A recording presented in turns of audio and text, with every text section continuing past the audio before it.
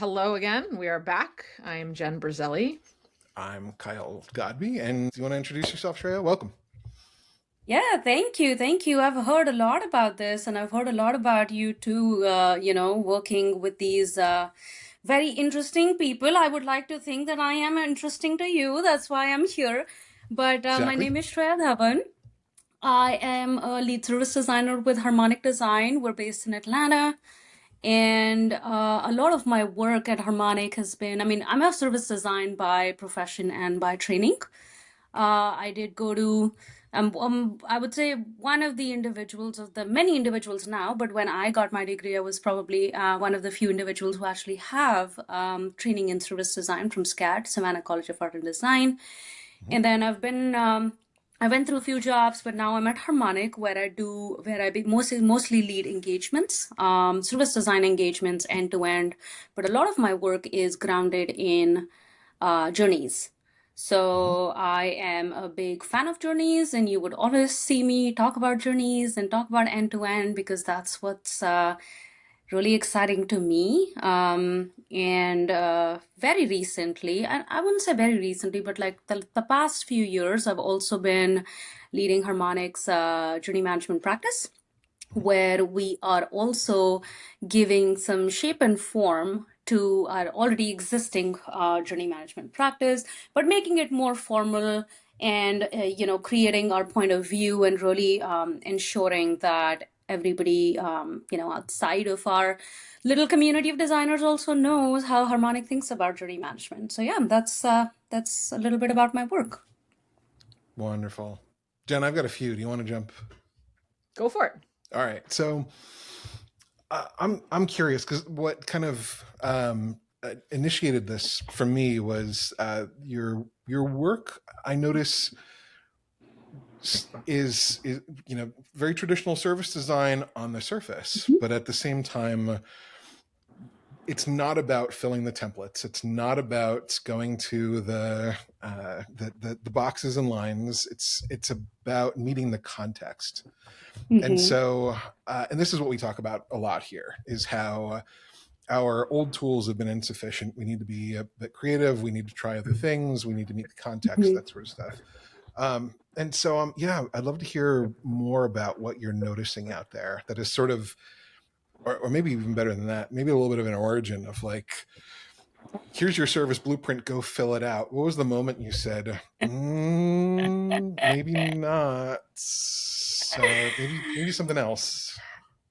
Yeah, no, I think that's a great question because obviously like when I started being in service design, it was not, it was still there, but I would Mm-hmm. say it was not as prevalent as it is today. Like you can see that even in the number of, people talking about it, the number of jobs that you see out there, the number of people kind of that have training in that space. And even like if I go back to like grad school, right? Like we were like five people who graduated with the course, and now there are like 50.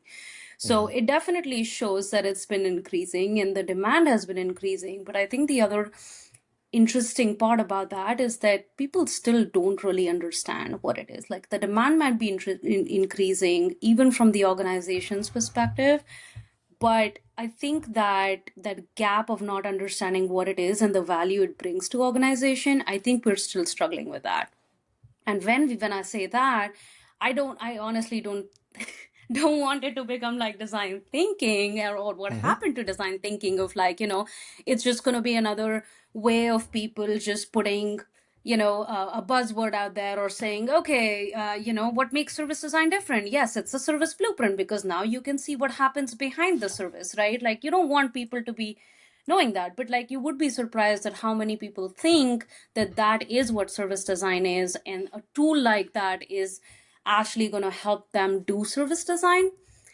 It is going to help them get there. It is going to help pave the path. I think there has to be like a starting point, right? And somebody asking for a service blueprint because they want to start mapping those things is a great sign.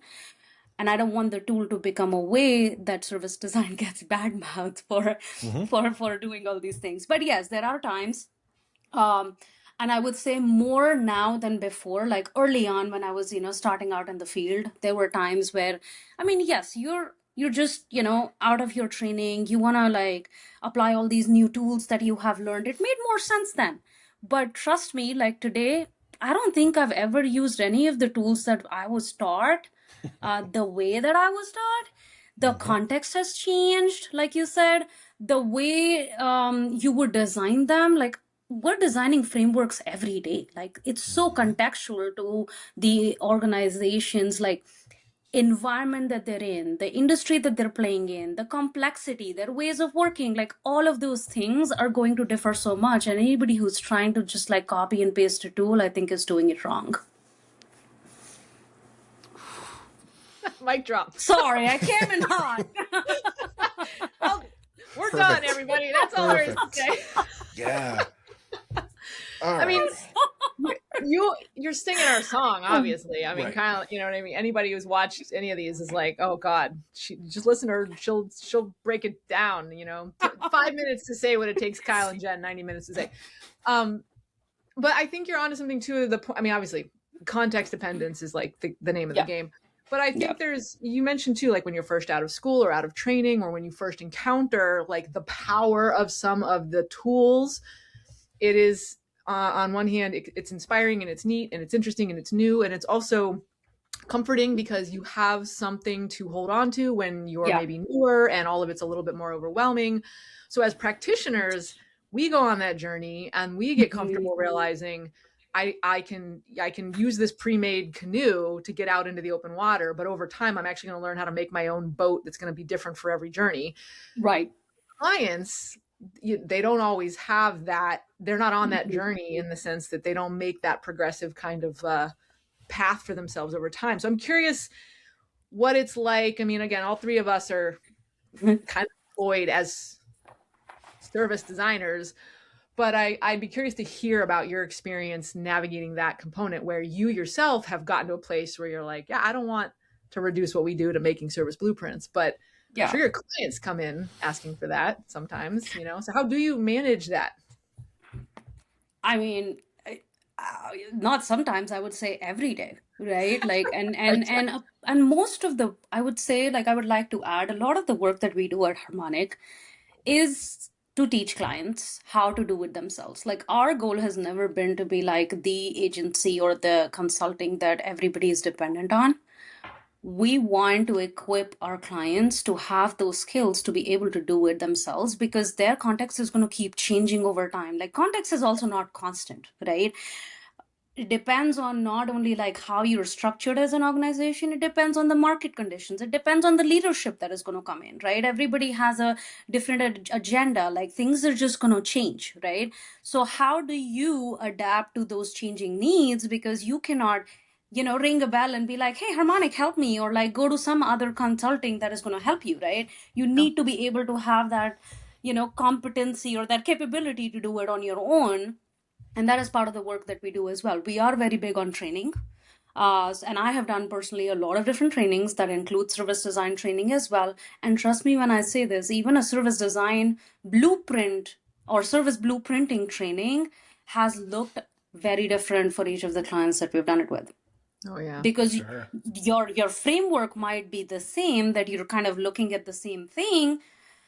The way you're using it, the examples you're bringing in, the way the service blueprint is going to help them with the work that that they have moving ahead, and the swim lanes sometimes get added on based on what they're looking for. So all of these trainings are so like they're so well crafted to what is it that we're trying to do.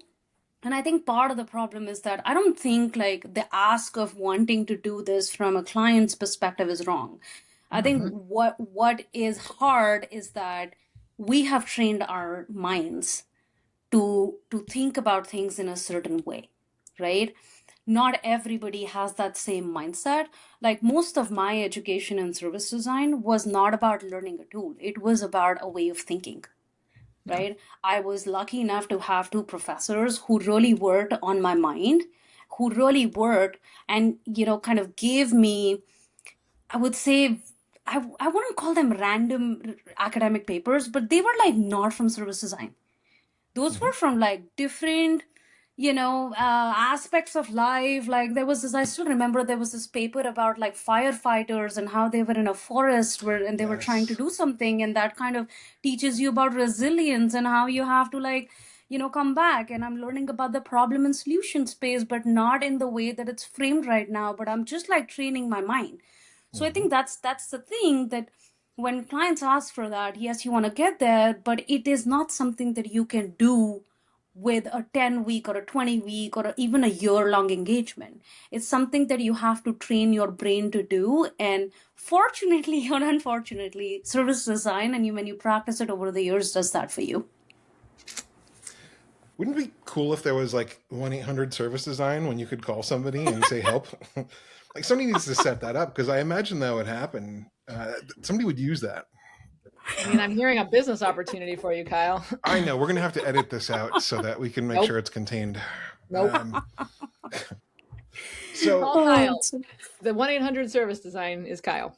Yeah, 24/7. I'm manning the phone here. DM me on LinkedIn for Kyle's cell number.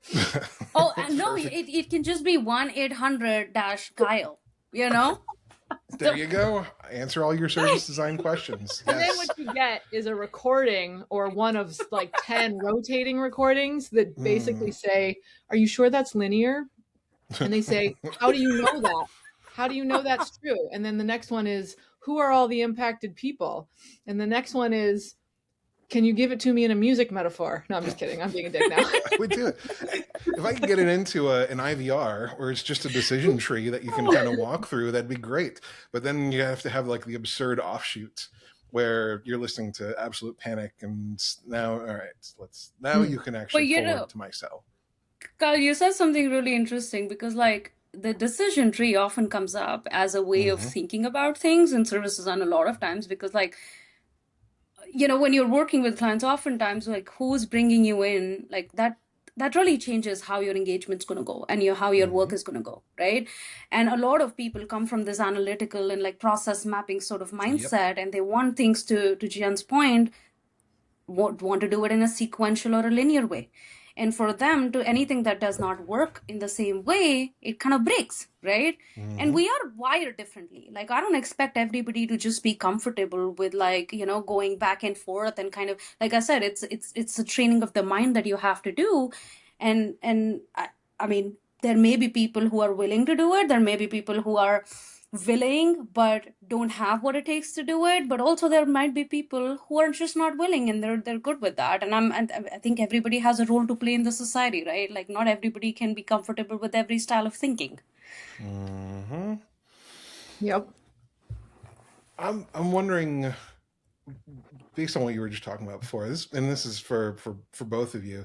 I'm wondering that sort of improvisation that comes from understanding the fundamentals, but not adhering to a procedure. In my experience, I've seen service design sort of split.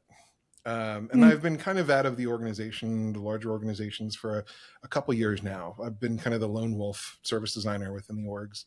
But up until then, I've noticed a clear split on what I've been calling a qualitative service design versus a quantitative service design, which is very much let's get to the service blueprint, versus a bunch of people that are saying, but what about the org? What about the incentives? What about all of the mythology that exists within the organization? I can't put that into a blueprint because no one person owns that. Now I see the anxiety. Like, what are you two finding out there?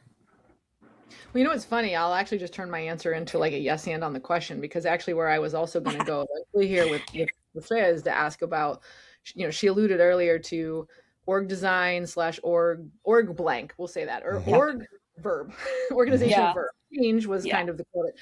But they're almost at times, it's interesting, Kyle, to hear you frame it as like quantitative versus qualitative. I think one of the other ways that my brain was kind of starting to think about it in preparation for asking this question was, whether it's service design as the like linear arrangement of people and parts to achieve some end, versus whether it is trying to facilitate a change, and those aren't always the same. And so then you end up with service design that does look like the repeated application of a repeatable process versus that very context dependent and otherwise nonlinear driven kind of process. So that's what it takes, like a lot of different forms, but the notion of service design to design a literal service versus service design to enable change. And does that bleed into, oh, that's not service design anymore, that's org or change management or whatever? So I don't know, I'm curious, Shreya, your perspective too, because you're out there every day with clients on this stuff. No, I think you hit a correct point, and I would even yes hand to what you were saying to say that apart from the quantitative and qualitative that you described, I'm even seeing a UX service design show up so many times where it's just like people think it's just UX design with a different name. Yes. And yes. that's something people are talking about. Like they're Is that also just like happening? Maybe this is like a little bit of a side quest we don't want to get into, but is there something like happening where it's almost like the service design is becoming a refuge for UX designers who really wanted to do UX thinking and not get turned into UI designers? Like, Yes. Is there a bit of like climbing up the ladder? Like it's getting a little bit messy down there and it's UI and I'm just getting, told to like execute design patterns. But in reality, I'm trying to do the more strategic thinking. So I want to hit service design. That's where my stuff is happening. And you saying that made me wonder too, if that's some of what's going on. I don't get to encounter that as much in the clients that I work with, but I sense that happening out there. So I mean, I'm seeing that more as like I would say I'm seeing that less of a push from just the UX folks. I mean, there is that aspect of like, okay, how do I differentiate UI from UX, and am I really differentiating it enough? But I think the other aspect of that is like now, and you'd be very interested in this. I was talking to Lou a couple of days ago, and I was catching up with him like since the conference, and we started discussing about this whole thing of like, people don't want to be boxed into a role anymore. Like people don't want to be called or a service designer, UX designer, UI designer. But when it comes to hiring for those roles and wanting to do a certain job, you still need those kind of roles to dictate what job you're going to be coming in to do with the organization.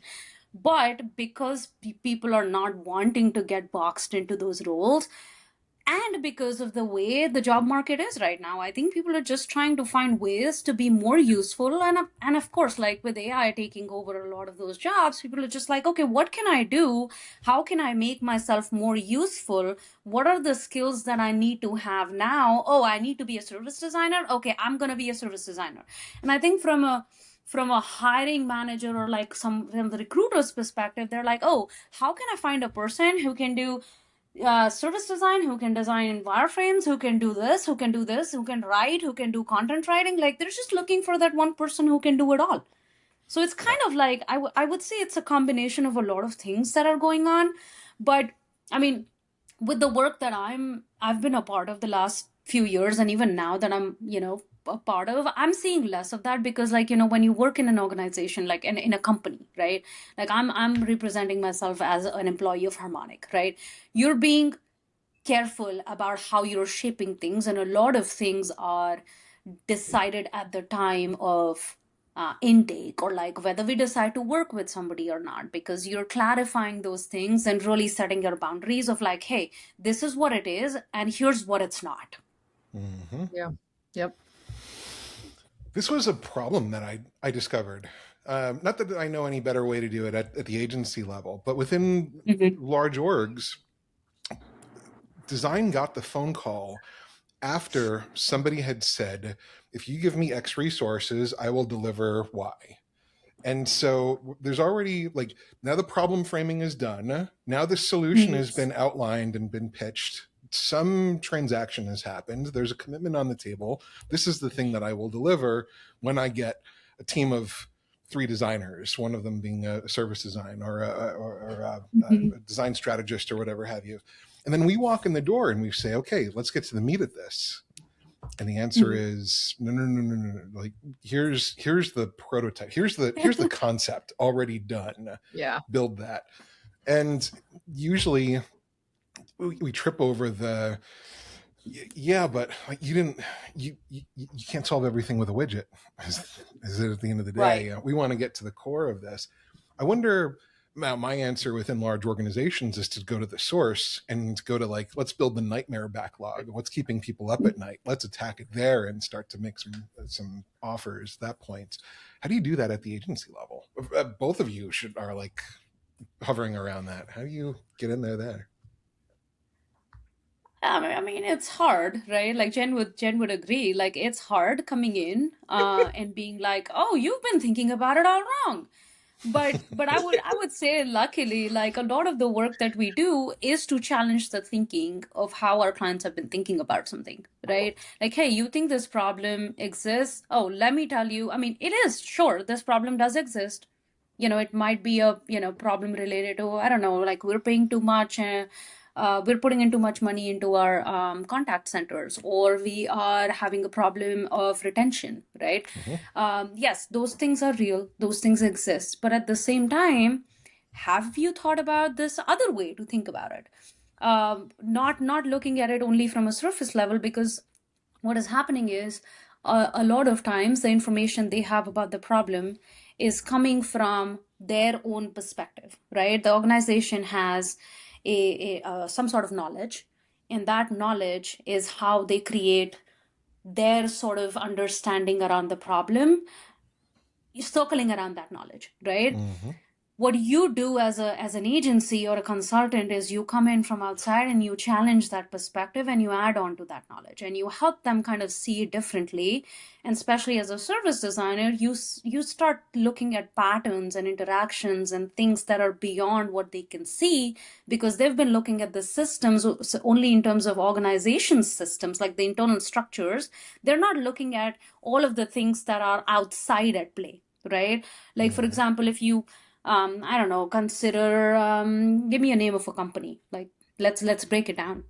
Delta. Capital One. Ooh, Capital One. Here we go. Yeah, let's do that. Okay, there you go. So let's say a credit card company, right? Like when they're looking at it from the perspective of, okay, we have all these different departments. We have the fraud department, we have this department. Like when they're looking at their problems, all of these departments are looking at it from their own perspective and in their own like little vertical and isolation. And I'm pretty sure you guys hear about that a lot, like siloed thinking. We think the problem is X, right? What they don't understand is that yes, there are internal structures, but at the same time there are a whole mountain of external things when it comes to like the external system around the customer, of what they are dealing with, what are the interactions and patterns that they are facing, which are outside of what Capital One is thinking about. So when a person is thinking about, let's say, getting a new credit card, for Capital One, it might be the customer says, I need a credit card. No, that's not what they're thinking about. No, they need, from the patient's, sorry, not the patient, from the customer's perspective, they are thinking about, I need a way to have more credit accessible, or more credit that I can use than yesterday. I don't know, I'm just throwing it out. So you're thinking of a different kind of view or a perspective for a company to think about. They're not going out there to buy your product or your service. They're going out there to do a job that your product or service helps them do. So it's just a different kind of thinking that a lot of them fail to see, which us consultants can help them bring in. And that's also the kind of thinking that I'm trying to push forward more and more, with thinking in journeys and thinking how your product or a service, any brand, like be it Capital One, be it Delta, be it, I don't know, like Apple or anything, like how it is a small part of a person's bigger journey that goes beyond that brand. Jen, did you hear the customers not the person that buys the drill is not the customer for a drill, they're the customer for the hole, and you start open the the door regress jobs of that. to be done. So I'm gonna like kick in this door. Let's talk about jobs to be done, because I feel like it's probably not a stretch to assume some of our viewers probably know what jobs to be done is. But I think most people who are in any kind of design practitioner role are likely to at least have heard of it. I am curious, A, do you guys use the jobs to be done framework explicitly? B, which camp or tribe are you in, because it's like a warring tribal thing I stay out of entirely. And then see any other thoughts you have. I just, because I have my own thoughts and experiences on jobs to be done, and I've been so curious to hear from other people who aren't like, I've drunk the Kool-Aid and like, you know, I'm in this tribe and everything else is terrible. So lay it on us, Shreya. Or your answer could be no. But Well, it's tricky. Let's just say that. So we don't actively use jobs to be done framework, but we definitely use it as a way of thinking. And we know that a lot of organizations, especially product teams out there, are really into the framework. right. What we service designers end up using are, I mean, it's not a framework, but like we think about needs more than jobs, right? Because the need is more grounded in the, you know, the human centeredness of a person rather than I'm trying to do X. When you compare I'm trying to do X versus I feel this way and I'm trying to do X, there is a difference, right? The other thing that I really like to think about, and this is something that I've tried out with a couple of different clients, is that a lot of people also would come in, and you can, you know, stop me if I'm going a little bit here and there with this, but the whole concept of like personas, right? You will never see me talk about personas. Never, right? I might even talk about archetypes in one word, but I will never talk about personas. And I'm pretty sure you all know why we don't talk about personas, so I'm not going to get in there. But what is interesting is something that we started experimenting with is this whole idea of mindsets, right? Going back to what I was saying before. So what that means is like, yes, you can have personas, but you can have actually not have personas, but you can still have archetypes that are based on certain types of mindsets. Like what that means again is making it more human centered. For example, you, Kyle, let me give you an example. You're going to, let's say, a concert that happens in this, I don't know, concert theater down the street, right? You as a person, if that concert theater needs to redesign the experience that you are having as a customer, being at that concert, if they boxed you in a persona, they're going to always design for you in that way, right? Obviously, personas are not going to be representing all of the population out there, that is for sure. But when they also, let's say, think about you as a person, what they're not accounting for is that Kyle as a person that goes with his wife and kids to a concert is different than Kyle as a person going to the same concert the next day with his friends. Or Kyle as a person going with his work colleagues, right? That is the way your mindset changes, even though you are the same person.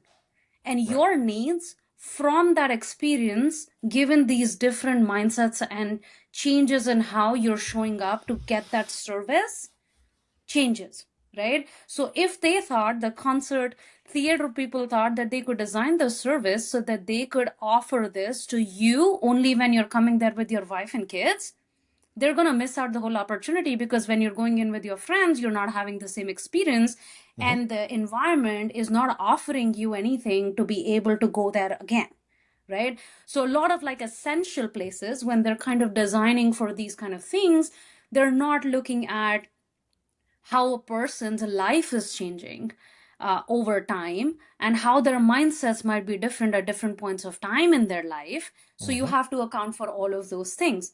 Again, a person opening a new credit card might be, let's say today, if I'm opening it, maybe this is my first credit card and I'm opening it to have a credit score built. Tomorrow, if I ask them for another credit card, maybe like 10 days later, or I don't know, maybe down the line in my life, I want to have a credit card for my mom. So I think about it very differently, right? So a lot of times, like, it's important that we think about that change, and I think jobs need to be thought about in some ways in the same way, and that's one of the issues I would say with the jobs as well, that you cannot just like you they will change over time, but also they don't have that human element to it. But I know that the teams like product teams and other teams and organizations, it really helps them attach this idea of jobs to the work that they're doing. And I feel like there are ways to make it better and kind of not have it isolated and not have it very siloed. But that's a whole conversation and a can of worms we can open another day. Yeah. You don't need to. You don't need to make a million enemies by talking shit on jobs to be done on this. So all 50 of our viewers will come with pitchforks. No, but what I really like about your use of the word mindset here. What's funny, if you happen to notice, Kyle and I smirk. There's a small subset of certain systems and complexity communities for whom the word mindset, which is being used in a different way than what you're using it. So I'll just preface with that. But it's become a bit of a third rail because in a lot of the places over there where folks are thinking about mindset, it's in opposition to others who are talking about mindsets like you need to shift your mindset or this evolutionary, like developmental, like the solution here is that you as an individual need to grow and change your mindset, right? That's a different use of the word mindset. And it's like a fuzzy word. But when you're saying mindset here, and I'm highlighting this for a reason for people I know who might be watching this and they might have heard the word mindset and went, ugh. I'm hearing context. I'm hearing context sensitivity. I'm hearing context dependence. So context being both in time and in space. So whether Kyle's accompanied by his wife and kids or by his buddies, as well as Kyle at age 15 and Kyle at age 45, right? And so I'm laughing too internally because the naming of this though is so hard. And again, not that naming is the all end all, but talking about mindsets probably has resonated with your collaborators and clients, right? And I would say it was not all of them. Like it was just right. like we've used, again, like to your point, we've used different names for this. But yeah, it's really hard to kind of, and this is the contextual part of like doing any framework. Like where do you fit this in, right? Well, why I laugh is because we at MadPal, we used to do a lot of this. The times these days where this is part of my work, it's very similar. But there was a particular project we did with, I think, USAA. And they wanted like an enterprise-wide set of personas. So not only did they want personas, they wanted personas that were going to somehow be useful and applicable across all business lines, across like the most context-independent thing ever. We were able over time to move that. Well, I'll come back to the point of when clients come in and ask for a specific deliverable, right? Which goes back to what you were saying earlier, Kyle. But anyway, we were able to basically move to a place where we co-created things of like the exact sort you're talking about. Oh, do you need a pause, Kyle? You're good. We knew there might be some guest appearances, but basically this idea of, not a persona tied to a human or a type of human, but a set of needs, a set of perspectives that are going to differ for different contexts, times, and spaces in someone's life. And we tried so hard to figure out ways that we could give that name because it's really not a persona. It's not quite an archetype. And then it was like scenario based, but not scenarios like when people talk about scenario planning. But that is literally all we could get to. So these things ended up being called either persona scenarios or scenario personas. It was like we took the longest route to try to get to and so you could like chop that off and name it something else like mindset, whatever it might be, thinking, context, whatever. But that's why I kind of chuckled when you mentioned it. I was like, God, mindset. And no, what I would add is that I don't hate the jobs to be done framework. I think it does a good job, but I think what is missing is that what you said, like the needs, right? How are the needs different at different points of time? Going back to the same example, Carl going to a concert, how is his needs changing in all of these different contexts? How does that need require or ask for a different job to be done in that space or in that moment of time, right? So again, the jobs to be done framework itself I think has done a really good job at, really making some of those things clear. But I think it's just missing that element of a human need and how that human need changes that. Saying no, I honestly, I know, it's funny you say that because when I'm not defending that. I'm not defending that for that purpose. Yeah, we all have this. When I first encountered it, I can't remember if I read one of his books or if I saw like one of Clayton Christensen's talks, but wherever he gives the milkshake story, and I remember having that's really been an interesting reframe because it was really about the reframe from I'm trying to sell a milkshake rather than, okay, my customer, they didn't set out to get a milkshake. They set out to they don't think Right. the words hire, something for a job. But Right. the milkshake story, the you don't need a drill, you need a hole in the wall, like all of these examples, as Yeah. soon as those became available to us as a community, Mm-hmm. they were like an instant reframe trigger for anybody we were working with. So in much the same way that you're describing, it's almost like you want the beginning of the jobs to be done story, but I don't want anything past the prologue, because what's happened to, I think, a lot of the jobs to be done Yeah. framework is it has been frameworkized and processized to death. And Right. so like anything else, and that's actually no slight on the concepts, but that is just, I think, human nature. Like with agile, like with anything else, like Right. the core idea is really good, and then it's been kind of grabbed up by folks for whom we want to. These days, if I see people who are really bought into jobs to be done, like soup to nuts, into like one of the very specific like process oriented frameworks, I Mm-hmm. struggle to see the difference between that and just writing good old user tasks the way people have been doing in UX for decades.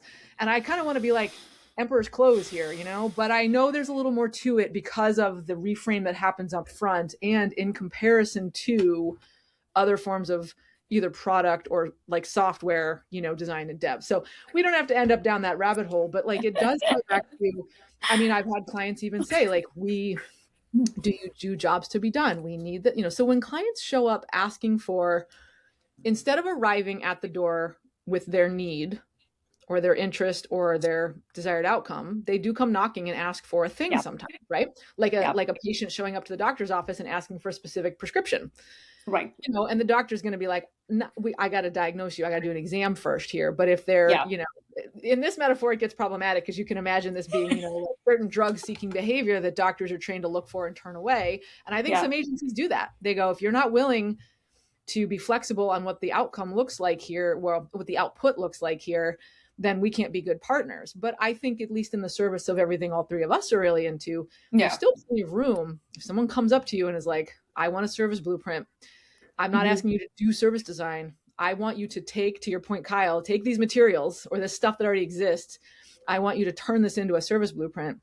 And it would be really easy for a lot of practitioners to say, no, I work at a more strategic level. We've got to move through the process of diagnosis and, whatever. But reality is, I don't know if you guys agree, I think there's a lot more room and opportunity, even inside what feels like a highly limited opportunity like that. You come into it with the right, if the client is willing to engage in the right way, such that I'm not going to pretend I'm going to come in and just do this thing and then like swap it out. But this example that is front of mind right now for various reasons. Client comes in and wants journey maps, and we go, what for? What are they meant to achieve? Why do you want them? They talk to us about what they think a journey map's going to do. I know right away, journey map's not going to solve that problem. I express it gently, but I say, I think we can still be successful together if you guys are open to this being a little flexible. And then it turns out it's fine. It works out fine. But those kind of opportunities kind of happen on a knife edge where if you don't handle that right, or if the client's like, no, I want this to be a journey map, then, what do? You say, no, thanks. Here's the next one. Here's somebody else's number. I've found this to be an interesting opportunity though now. And I think 2 years ago, if you'd asked me, I'd have rolled my eyes and said, yeah, everybody wants their service. This is where a lot of what we do happens in these scenarios. Well, yeah, I've had a few projects in the last couple of years now where that's the ask. Give me my service blueprint. This is the world. Make sense of it. Yeah. And it gives me an opportunity for absurdity that allows for a little bit of self-discovery where you can kind of say, here it is. And you're going to go through the Socratic process. So this is how it works every single time, right? And if you've got a couple people in the room looking at it, it starts to break down. Well, not every time, because this is where we have to get a little bit creative over here. Oh, so there's creativity here. Okay, well, give me the process for creativity then. Oh, it's not really a process. We just, Sam is an expert at this and he gets everything done.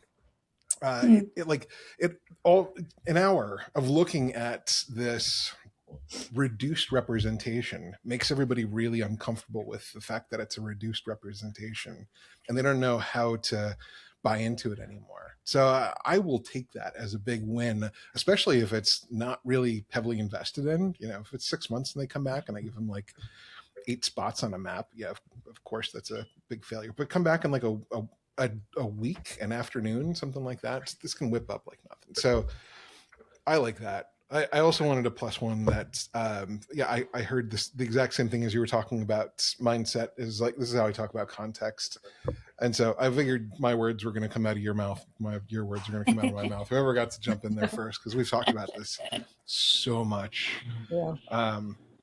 But I probably use scenarios. The way that I talk about it in this particular context, these might be expectations. But let me take another big shot at jobs to be done, because I don't think it deserves to be left alone just yet. The expectation that we can just walk up to people and say, podcast now, everybody.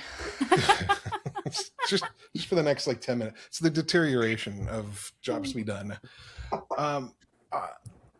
The expectation that we can walk up to people and say, what do you need? And they prescribe their needs accurately, and then we just go build it and hand it to them, is always problematic. That's like the bane of our existence. When they say, here are the requirements, we build it out, and then they look at it and say, this is not what I wanted. This isn't what I needed. Yeah. Well, that's exactly what you told us. But I used the jobs to be done TM interview questions. Come on. Right. Yeah. Or we did our user research. We did our discovery work with a script that asked our questions, framed the answers that will get back to us to tell us, are we on the right path or not?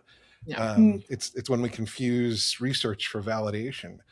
And this is where I find vector theory of change and narratives to work really, really well. Let's just talk about the stories that are actually happening in this space, rather than explicitly saying, what do you want to do differently? And then how do we go through those stories and start to pull it apart?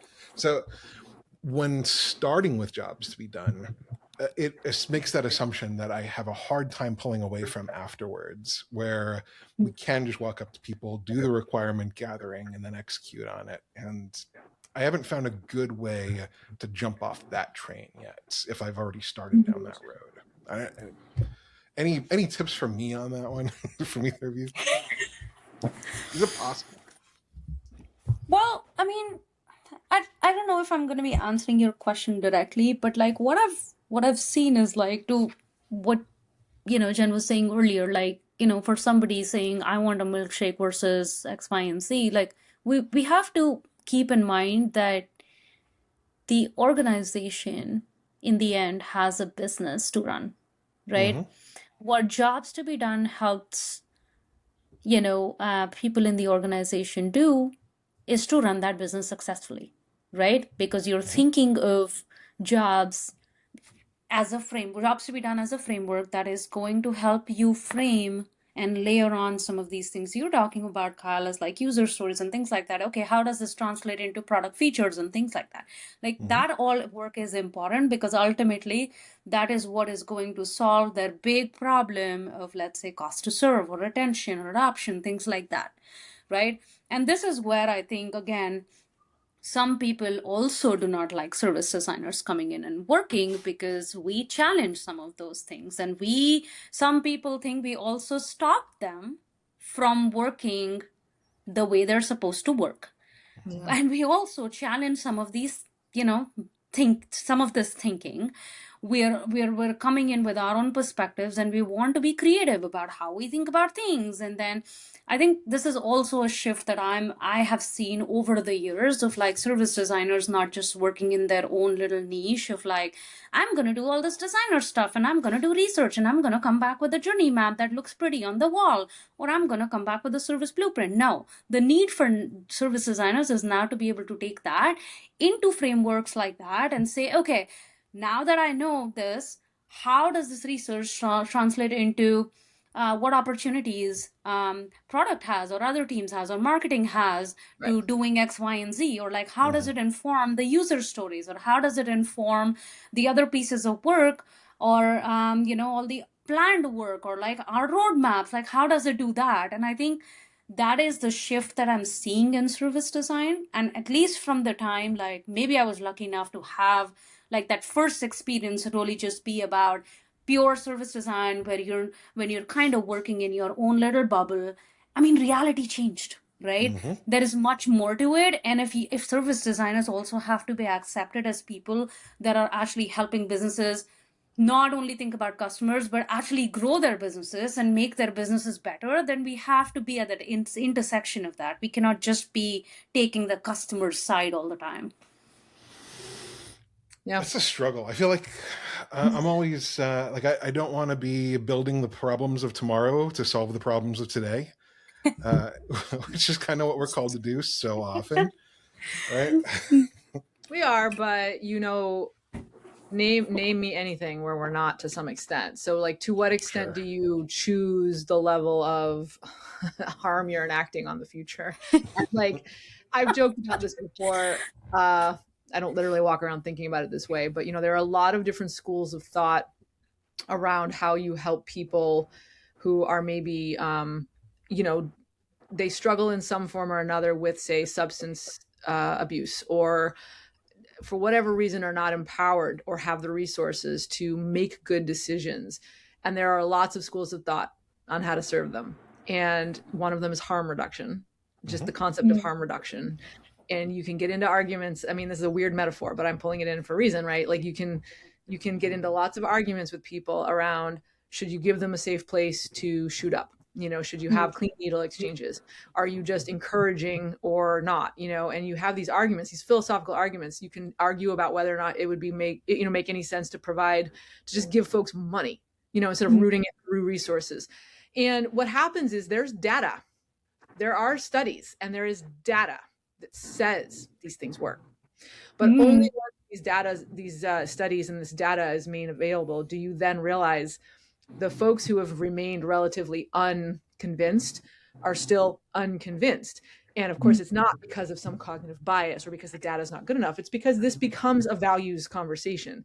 But like a lot of our work, especially, I think there's something about service design that does attract those who are interested in systems and interested in a broader view and who are looking at broader, longer term horizons and want to try to solve, she says, the poly crisis, meta crisis, whatever you want to call it. I think there is that instinct. And at the end of the day, if you can find out where harm reduction lives in what you're doing, you can achieve a lot that is both good short-term and good long-term, or less bad in either of those two scenarios. So where service design, I think it's been my experience too, especially what you're saying, Shreya, about there's a point where you have to acknowledge, I'm not just here to help the service serve the customer or the human on the other end. I wish it was. And I could probably be that way, but only for one job. And then I'm not getting hired for you again, So it's like you're almost forced to do some things that might go against your ethical values if you really want to be extreme, in order to keep, or at least earn the right to keep working at the larger, so if every engagement I do, every project I do, if 80% of it goes towards improving some human's experience, but 20% of it is like kind of itchy and really just about improving the bottom line, but really not in the service of an actual human, that's still 80 to 20. Maybe I can live with that versus 50-50 or 30-70. And I don't see enough people grapple with that enough, like outwardly. But I'm gonna yes and that, Jen, and I'm You can also saying say that no, because but no, I am actually gonna yes and that, because I think in a lot of cases that is true. But at the same time, like I feel like it's not about like, if you're doing that, everything right 80% and that 20% is not actually bad. It is just about the right balance that you're creating and making sure. Yeah, it's not like, okay, this as a business we want to do harm to our customers. That's not what the thinking is usually. But it's like, okay, I could give them this thing that I think is going to make them be, maybe like I'm gonna give them this feature that they're asking for, or this little thing that they're asking for, but it's also going to make us more money. Or it is conversely, as a business, I think we're gonna lose some money, but we want to offer this thing because it's gonna make our customers happy. So it's kind of like you're always trying to balance the two rather than choose one over the two. And that is the thing that can continue happening over time and again. The other, I mean, I don't know if I mentioned that earlier or not, and maybe not, because I think a lot of our work, again, going back to like, what work are we doing as service designers? Are we doing really what is in boundaries of service design, however it has been defined, which, by the way, again, like any other field, what is service design, right? Like a lot of people are going to argue that it's this versus that. Like people are going to have different definitions. And like you said, Kyle, like there were two ways you were looking at it. I added a third way to look at it. Jen added something else to it. I think everything that we're doing, like I learned about this very interesting framework that I had actually used in my thesis almost more than a decade ago, when I was, doing my thesis on organizational change and kind of culture change. And I'm bringing that up because hear me out for a second. Like why I'm bringing this up is because it comes from this whole idea of knowledge creation, right? Everything that you're trying to do is just a new way of creating knowledge. Now, knowledge can be of different ways, right? Any change that you're also trying to make in an organization, whether it's through service design or whether it's through something else, is a new type of knowledge that is created in an organization. And what I'd come across was this interesting framework, which is called the SESI framework. It's by Nonaka and Takuchi, I think, which was very interesting to me because like how you spell it is like SECI, and it's socialization, externalization, combination, and internalization. So what it does is it kind of tells you how there are these four stages of an organization or a person. You can think about any entity going through this four-phased process of going between tacit and explicit knowledge, and how in an organization the tacit gets converted, like the tacit that people have or an organization has gets converted into explicit knowledge, and how it kind of travels.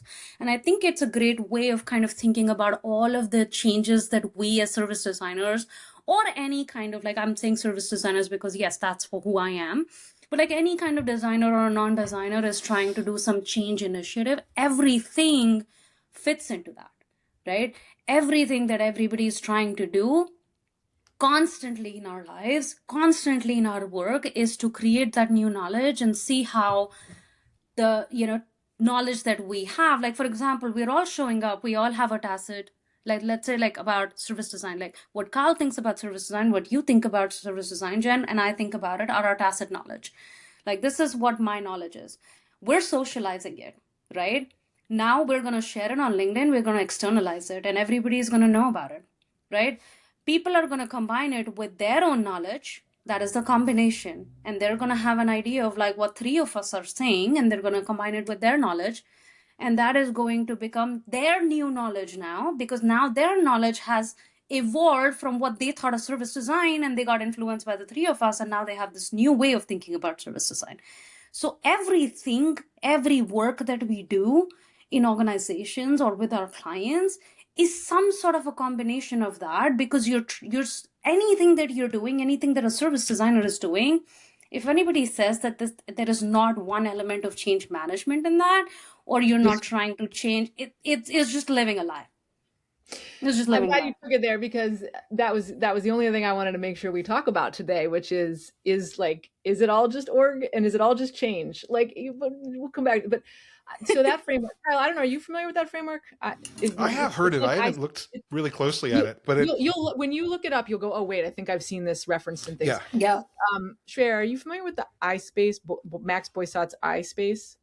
If you're not, you're gonna love it. So go look it up. Okay, but they're all related. They're in the family. So the reason I love this, though, I haven't actually thought of the Nanaka stuff in a long time, but this actually ties to the harm thing too. It's funny if you think about it. So like in that harm example, a good example I can give too is take a health insurer who health insurance companies are held responsible for some things that they may or may not have direct levers to change, but nonetheless, they're held responsible, or their revenue depends on their subsidies from government programs that they administer, et cetera.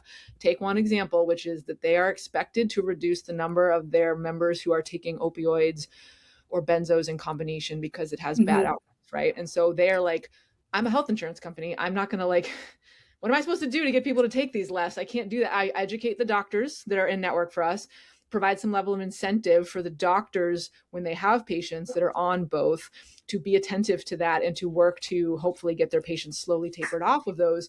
But the reality is that the health insurer really doesn't have like a direct lever, right? It's very indirect. And so they have all these indirect ways, but they don't move the needle enough, and they're losing money, and the business needs to make the money, and it needs to be able to actually operate in a way that hits some of these targets. And so the only thing that they have left as a lever that can actually move the needle on this beyond working with doctors and education is to insert new prior authorizations in the process. So basically literally become an active barrier to people getting those drugs when they are represcribed. Now, does that achieve the goal and make that performance indicator like green light check? Yes. And does it then result in the needed business and not just the dollars? There are other things that flow from this. Yes. Right. Except now what happens is, of course, that creates a bad, experience for the patient. And that will in turn reduce the scores that they receive on CAHPS and other experience scores, which is a different measure that impacts their bottom line. So that like harm thing too, that 80-20, the way I was thinking of it too, is not all, as you said, it's never that reductionist like thing, but they start to interfere with each other. And I'm loving this connection because when I was working with a health insurance company on things that may or may not be related to the example I just gave, even though there was kind of like I don't want to say it was a futile kind of effort, but there was going to be a zero sum here, no matter what. Everyone acknowledged if you move this thing up and you reduce the number of these prescriptions, you're going to create bad experiences and lower your experience scores. Maybe not forever, but there might be like an initial one of those things. So you're going to have to make a decision. How hard do you do one versus the other? And by the way, these are separate teams. So these guys over here are like, go for it. And these guys over here are like, stop. And, so like they don't have the shared incentives. One of the things we did, I didn't take them through Boysot's I-SPACE framework explicitly, but this is a framework that is built on the same kind of ideas, moving from abstract to concrete, moving between explicit and implicit, moving between enacted, so like it's built on similar ideas. I don't know for sure the history, but they might even be related. One might build on the other. Regardless, moving the team through some knowledge sharing and some knowledge building and allowing them to kind of move around through, from like tacit to explicit and back, helped them get to a place where they recognized this, even though they knew it before in terms of their day-to-day jobs. You can't just tell people, step back and look at the system and see that you're both, fighting each other incentives wise. That doesn't do any good. But having them literally just talk to each other in a room as part of a facilitated workshop that was achieving lots of other things. And I remember thinking, how do I get these guys to do this? I need to get them thinking about what they're really looking for is some form of knowledge that needs to be adjusted or created or, whatever verb you want. And so we have a whole Shreya, you and I just need to go have some separate coffee chats about this, because very much I think something that becomes a gateway for people who start to realize at the end of the day, a lot of it boils down to how information, knowledge, wisdom, et cetera, are all being co-constructed. And not in that like woo-woo waste, that place that's like, oh, you have data but not wisdom. You know what I mean? Yeah, and we'll include Carl in the conversation as well. Maybe. I'm just kidding. Please. No, I was gonna say something interesting is that like these kind of problems of like I would say these are good problems to have. Like if you're a service designer working in a big company, like a big organization, not an agency, right? When you're working in-house, it will take you years to even get to a point where you can actually tackle this problem, or you're in a room where you have the ability to do that. And I mean, this is probably me being selfish about not selfish, I would say, me being a little, I don't know, ignorant of the problems of, people who are working in-house, because I've mostly been a consultant in my life. I do get that opportunity to do it more than a lot of people who are working in-house, because I know the struggles of people who work in-house. And it's like service designers oftentimes are not in those conversations. They're not given access to those conversations, nor can they facilitate those conversations so that they're able to do what we are talking about, right? And it's almost like a privilege, and it's a good problem to have. And these are the problems that we want to solve for, right? Yeah, we get to operate, like you said earlier, we're brought in explicitly because there's an outsider perspective. We have the safety of being able to get into an organization and be within, but not of, you have, and that is I almost wonder too, Kyle, if part of the like 2 flavors or 8 flavors of service design that have kind of emerged in the last decade, which honestly is also like third wave service design because it was here and then it went away and then it came back, and it's like ska. What It's I don't know what post-service like design. wave of ska or service design we're on right now. But basically, I feel like there is definitely a bifurcation with if you're an in-house service designer versus in an agency or a consulting setting, it's 2 different beasts. Like the roles are totally different. And I can Right. see it a lot more easy for service design inside a large, especially tech and product companies, let's say. It's much easier for that role to be flattened in the ways that we've talked And about. so much more than that. The last couple of organizations I've been in, I'm the first service designer to walk in the door. And so that's a whole different world altogether. There's a little bit of an expectation of I know what you're going to do, but my last gig, I was working mergers and acquisitions. And when I tell other service designers that, they're like, that's a gold mine. Of course it is. And I'd sit down and say, this is all the potential we have. And I'd like napkin math it for them. And they'd be like, excellent. This is all I needed. Thank you. Because it was such a advancement beyond what they had before. So, and then like a place like Capital One is a whole other story where, Adaptive Path went in and set themselves up. And now there are different expectations, but still different pockets of that organization had very different expectations. What sent me almost sort of tumbling down this yes and path was when the ask came to me, can you build a service blueprint for risk management? An organization of 60,000 people all practicing risk management, 10,000 people dedicated to it all day long. They wanted a service blueprint to cover risk management. Is this becoming, I don't know, Shreya, I'm curious if you're seeing this, maybe not, depending on the clients. Is this becoming something though, where like the service, because I have the same ask that I probably mentioned on a previous call here, but the same ask recently, can you make me a service blueprint or what I think a service blueprint is for this entire integrated health system? And I think that, I don't blame people for at all like misunderstanding that a service blueprint is supposed to kind of blueprint a service, but I'm intrigued, like, is this the new kind of catch-all, right? Like there was, for a time, it was all journey maps and it was all personas and it was all this and that. I kind of love it if it's like, I don't know what it is, but could you make me a service blueprint? And I don't need to come in and be like, well, actually, but I just realized right now I've had 2 different conversations in the last few weeks where they're asking for a service blueprint. It's not really that, but I don't need to correct them to like enter the partnership, But is that the new ask? Is that the new hot ask?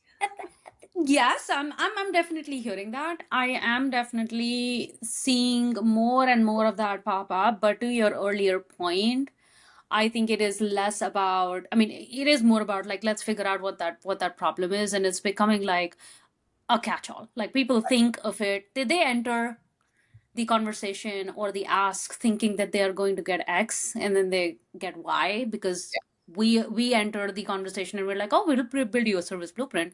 And like there was this one time, I'm not going to name who it was, but like we were supposed to be given journey maps, and this person from the client side was had seen what a journey map contained, but in terms of the platform or the software they were using, like for example Miro, like they have templates, right? Like all these places. So they saw a journey map template there that had included the swim lanes of a service blueprint. So in their mind, when they asked for a journey map, they were asking for all of those things. So their expectation of what you're getting changes because that's their view of what a journey map is. I think this is the same thing happening with service blueprint.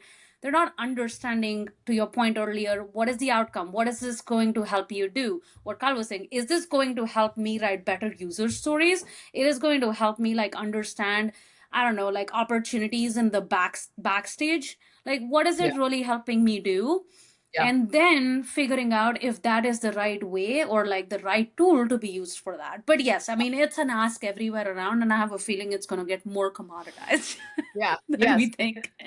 It's funny, what it does is it forces us, like I appreciate these challenges because it forces us to get more, to clarify for ourselves how you even engage in a scoping conversation, right? How you negotiate the relationship. It's like when you're dating in the early days, it's like how you negotiate that. And Kyle and I are always talking about, like, that's a really good example where humans are really good with complexity and accept that it's complex. And there isn't a linear roadmap to dating someone, you know, in the first 3 dates. And so in the scoping conversation with a client, or even if you've kicked something off in the first week or two of a client engagement, it forces us to get better about expressing our own thoughts and expectations and bouncing it off of theirs and negotiating those relationship kind of things. And I've started in the last couple of weeks, because this has been something that's come up, I've started doing this thing that I've literally just, either in a Miro board or in person, however it makes sense, showing people a whole bunch of types of maps, like traditional maps, a pirate map, you know, like here be dragons, here be treasure, a topographical map, which is like, this shows all the complexity of the terrain. Here's a GPS roadmap with simple steps. Here's one of those tourist maps that shows the state with like dumb little icons for like Cranberry Bog and like, you know, Donut State, capital of whatever the world. You know, that's a simplified map that highlights the things that are key for a tourist, versus a star chart, which is like, how do you navigate when you can't really, there's no landmarks in the terrain, you know, what else can you go by? Like, I just have this like smattering of different maps with like a one sentence, you know, when you need, like, one's a census, you know, heat map, like when you need data about the humans, and some of them have time implications, some of them have space implications. And I literally have started just throwing the visuals at people and saying, which two are you drawn to? Don't overthink it. Just go with your gut. And then we can talk about why. And I'm kind of like digging its early returns, but I'm kind of digging the way that if you're in like that first date setting, you don't say, what are you looking for? I mean, some people do, but like, you know, I'm never in the, what are you looking for? Is this, you know, is this marriage situation? It's more like, did you see such and such movie, or what kind of books do you like? Or, you know, you just triangulate, you know, as we talk about, your way in. So I would love it if everybody comes and starts asking for service blueprints, because that's a language I can speak. If somebody started asking me for, I don't know, something else entirely. You know, there's an interesting thread that I'm pulling. I get lost. I'm pulling this interesting thread from this conversation where, Jen, you said it before, the allure to this is being able to see the horizon, and we talk about all the connections, and that creates all the options, and going to people and just asking for their Christmas list. What's your wish list? Give me your, you know, what do you need? And all of that is very broad and external thinking, but the stuff we actually do on a day-to-day basis, actually all of the momentum of all of the tools and methods we're talking about, all push towards that expansive sort of direction. But a lot of what we end up doing is more like what you were saying before, where people dealing with substance abuse, do we build them a safe space to build it? That is the co-regulation of agency.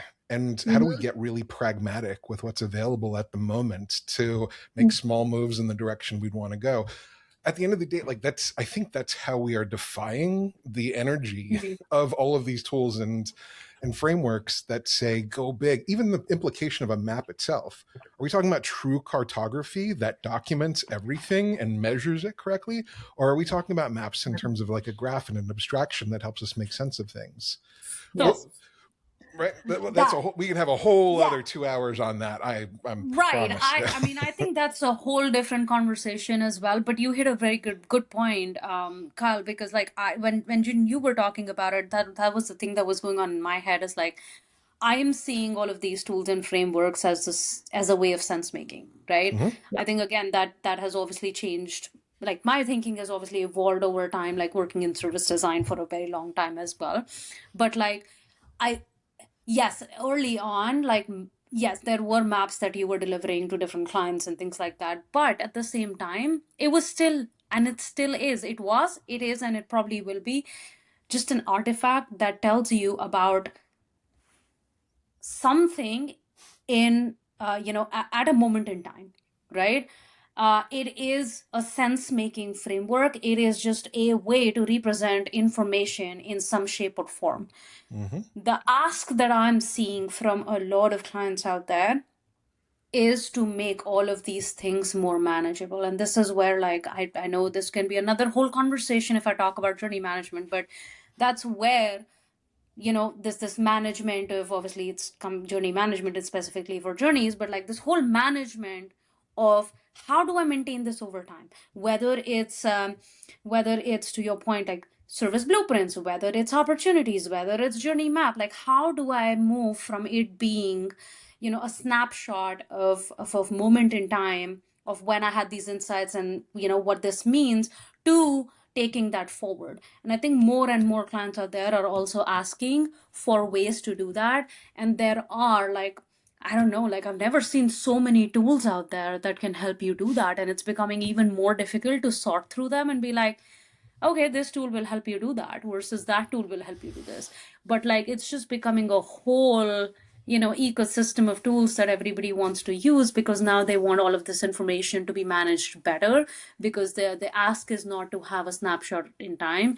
It is for us to be able to, yes, and we want to manage this for the future. Yeah, which are two, maybe not disconnected, but two very different things. Right. And that is huge that Right. we all grapple with. Yep. I hate to say this, but I know we're getting at time here. We might have to just schedule a part two. No. But Kyle and I like to give whoever's joined us sort of like the last laugh, or you can have the last word. So is there anything, Shreya, that we didn't touch on that you want to say, or any kind of, now's your chance. We won't say anything in response. No, I think we touched on a lot of different topics, and I think I really enjoyed the conversation, because it was like, we're not specifically, talking about a topic. We're talking about the whole breadth of things, because it's related to like how we do things and like the work that we're doing and showing up as designers every day. So no, I don't have anything to add. I think I pretty much covered whatever was there in my head. Of course, there are little knots that we talked about that we can unfold or untangle in other conversations, and whole can of worms we can open on each one of those topics. But yeah, I would love to, keep chatting with you guys. This was super fun. It was really interesting. My mind is kind of turning, a lot of thoughts. Really appreciate the time. It's great. Yeah, Wonderful. likewise. Thank you. This is a great Thanks so much for joining us. This has been Fabulous. wonderful.